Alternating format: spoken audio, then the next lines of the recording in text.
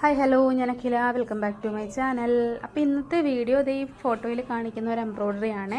എനിക്ക് പുറത്തുനിന്ന് കിട്ടിയൊരു വർക്കാണ് കേട്ടോ. അപ്പോൾ ഞാനിത് അവർ കട്ട് ചെയ്ത് തന്നിട്ടുണ്ടായിരുന്നു. അത് വെച്ചിട്ട് ഞാനൊന്ന് ട്രേസ് ചെയ്ത് മാർക്ക് ചെയ്തെടുത്തു.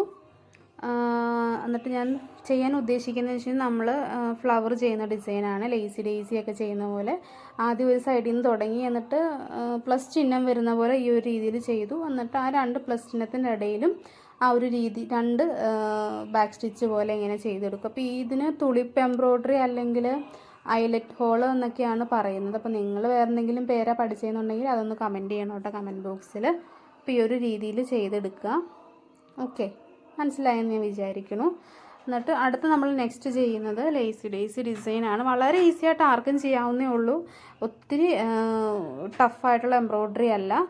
അപ്പോൾ ഈ ഒരു ചെറിയൊരു എംബ്രോയ്ഡറി ആണ് കേട്ടോ ഇത്. അപ്പോൾ അത് കാരണം ടൈം വളരെ കുറവിലാണ് ഞാൻ ചെയ്തേക്കുന്നത്.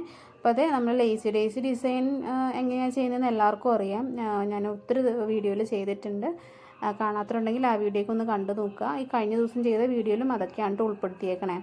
അപ്പോൾ ഇതേപോലെ ഡെയ്സി ഒരു 3 എണ്ണം വരുന്ന രീതിയിൽ ഞാൻ ചെയ്തെടുത്തിട്ടുണ്ട്. മനസ്സിലാവാത്തവർക്ക് എന്നുകൊണ്ട് പറയാം. ആദ്യം നമ്മൾ ഒരു സൈഡിൽ കുത്തിയെടുക്കണു, എന്നിട്ട് ഈ രീതിയിലൊന്ന് ചുറ്റിയെടുക്കണു സൂചിയിൽ, എന്നിട്ട് അടിയിലേക്ക് കുത്തി ഇറക്കുക. അപ്പോൾ അതേപോലെ തന്നെ ബാക്കി 2 സൈഡിലും ചെയ്യാം. നേരെ ഓപ്പോസിറ്റ് ആദ്യം ചെയ്യുന്നു. നെക്സ്റ്റ് അത് കഴിഞ്ഞിട്ട് അതും അടിയിലേക്ക് കുത്തി ഇറക്കിയതിന് ശേഷം വീണ്ടും അതിൻ്റെ സെൻറ്റർ കണ്ടിട്ട് ഓപ്പോസിറ്റ് സൈഡ് ഒരെണ്ണം. അപ്പോൾ നമുക്ക് ഡിഫറൻസ് മനസ്സിലായല്ലോ. ഒരെണ്ണം അങ്ങോട്ട്, ഒരെണ്ണം ഇങ്ങോട്ട്, രണ്ടും മുഖത്തോട് മുഖം നോക്കി നിൽക്കുന്ന ഒരു രീതിയിലാണല്ലോ ഞാൻ ഡെയ്സി ചെയ്തേക്കുന്നത്. അപ്പോൾ ഇതുപോലെ ചെയ്തെടുക്കുക. പിന്നെ ഞാൻ നെക്സ്റ്റ് ചെയ്തതൊരു 3 ബീഡ്സ് ഇട്ടിട്ട് ഇതേപോലെ ഒന്ന് ഫില്ല് ചെയ്തെടുത്തു. എന്നിട്ട് അടിയിലേക്കൊന്ന് ലോക്ക് ചെയ്ത് കൊടുക്കുക. അത്രയേ ഉള്ളൂ. വളരെ എളുപ്പം ചെയ്യാവുന്നതാണ്. അപ്പോൾ അതേപോലെ ഞാൻ ഫുള്ള് ചെയ്തെടുത്തിട്ടുണ്ട്. ഇപ്പം നമ്മൾ ഈ ഒരു വീഡിയോ ഒരുപാട് ഉൾപ്പെടുത്തിയിട്ടില്ല. അപ്പോൾ മനസ്സിലായി എന്ന് വിചാരിക്കുന്നു. ഇപ്പം ഞാൻ ഷുഗർ ബീഡും കട്ട് ബീഡും ചെയ്യുന്നതാണ് ഇതിൽ ചെയ്തേക്കുന്നത്.